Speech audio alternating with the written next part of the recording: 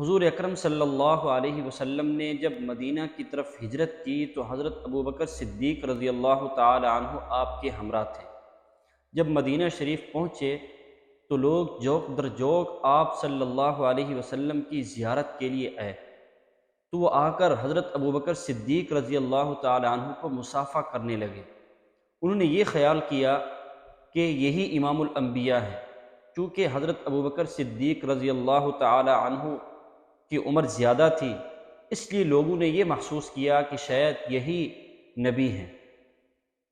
حضرت ابوبکر صدیق رضی اللہ تعالیٰ عنہ نے مصافحہ کرنے سے انکار نہیں کیا، برابر لوگوں کو مصافحہ کرتے رہے، اس لیے کہ آپ جانتے تھے کہ حضور اکرم صلی اللہ علیہ وسلم کافی لمبا سفر کر کے تھک چکے ہیں، اس لیے ان کو مصافحہ کرنے کی تکلیف نہیں دی۔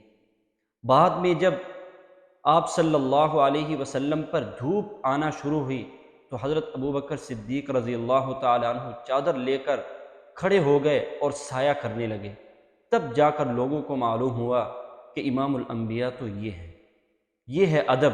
اللہ تعالیٰ ہمیں بھی ادب کے زیورات سے مالا مال فرمائے۔